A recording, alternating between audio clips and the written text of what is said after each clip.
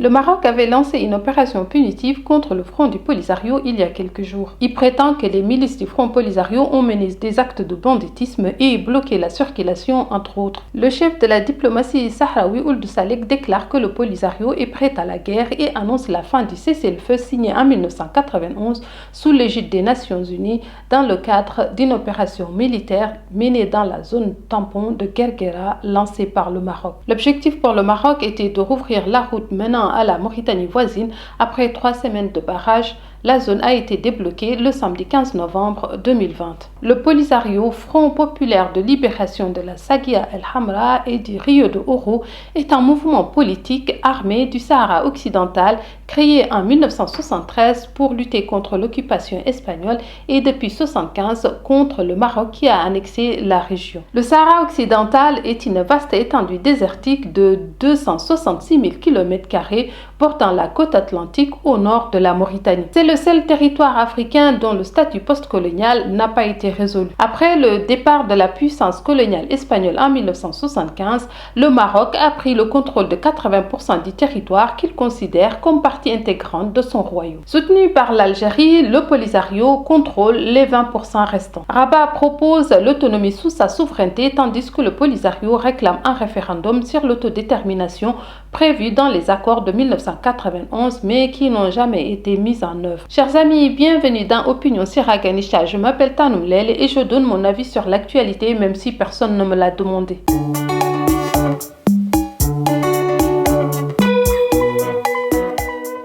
Entre le XVIe et le XVIIe siècle, des Espagnols et des Portugais construisent des ports sur la côte atlantique, d'où ils vont être chassés. Mais les Espagnols reviennent vers la fin du XIXe siècle et placent le Sahara occidental sous protectorat et colonisé.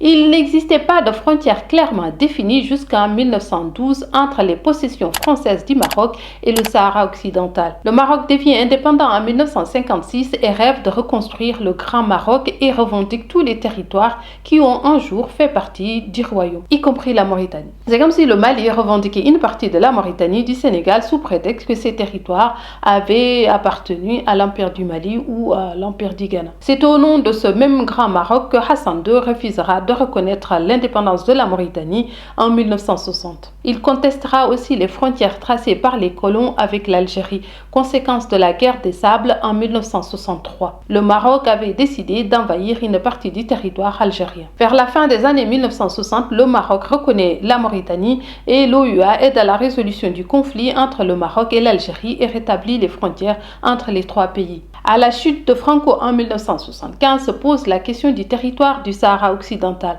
un territoire réclamé par le Front Polisario, la Mauritanie et le Maroc. Le roi Hassan II organise en 1975 la marche verte. 500 000 Marocains se rassemblent à la frontière avec le Sahara occidental. L'idée de cette marche, à moins que quelqu'un la lui ait suggérée, une idée politiquement géniale, même si on peut la critiquer, et cet homme le voici, il a 46 ans, c'est le roi du Maroc, Hassan II.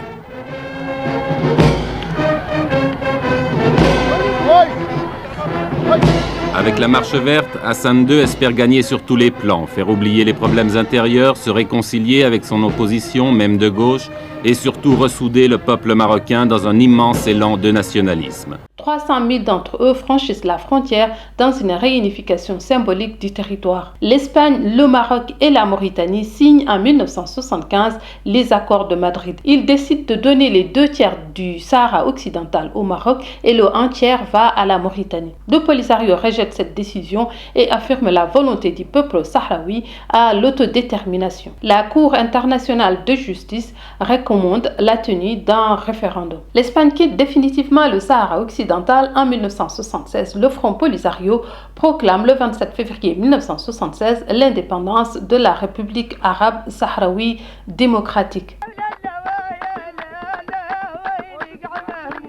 La race n'est pas un État reconnu, elle représente symboliquement l'effort de l'autodétermination des Sahraouis. Le Maroc et la Mauritanie entrent en guerre contre le Front du Polisario qui, lui, est soutenu par l'Algérie. En 1978, Ould Daddah, le président mauritanien, est renversé par un coup d'État. Le nouveau régime de Nouakchott signe un traité de paix avec le Front Polisario et renonce au 1/3 du territoire sahraoui, cédé par l'Espagne. Le Maroc annexe immédiatement ce territoire. Après de longues années de guerre, le Polisario a perdu 80% de son territoire au profit du Maroc. Ce dernier a construit 2700 km de murs de sable, le mur le plus infesté de mines au monde. La région est riche en minerais de fer, possède une côte poissonneuse, diphosphate, qui fait du Maroc le premier producteur mondial de phosphate. On comprend aisément pourquoi le Maroc veut rester là. Les deux pays vont se faire la guerre jusqu'en 1991, année où l'ONU obtient un cessez-le-feu entre les deux parties et la promesse d'un référendum à travers la MINURSO, mission pour le référendum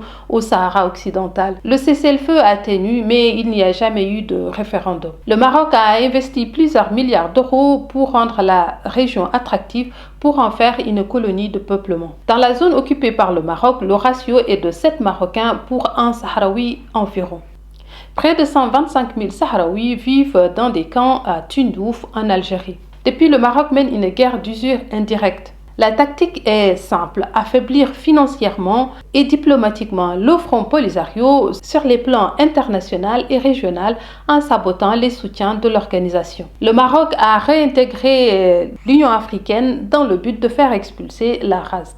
Il avait quitté l'organisation à cause de l'adhésion de la RASD à l'Union africaine en 1984. Le Maroc a beaucoup investi dans des pays africains qui ont fini par retirer leur soutien au Polisario. Le royaume a proposé un plan d'autonomie soumis à l'ONU en 2007 contre le référendum. Le Maroc est soutenu par la France, l'Espagne et l'Union européenne pour des raisons commerciales, la lutte contre l'immigration et l'islamisme. La France est le principal vendeur d'armes dans la région. Elle a tout intérêt à ce que le conflit perdure. Le Maroc assure le passage de la 6e flotte américaine, donc leur soutien va au royaume chérifien. Le peuple sahraoui semble perdre confiance au processus de paix onusien, un processus en suspens depuis 30 ans. La nouvelle génération des Sahraouis aura-t-elle la même patience que leurs aînés quant aux instances internationales? Quoi qu'il en soit, les forces ne sont pas équilibrées. L'Algérie est l'un des derniers soutiens du Polisario, mais la Mecque de la révolution est empêtrée dans ses conflits internes et pourrait ne plus offrir son soutien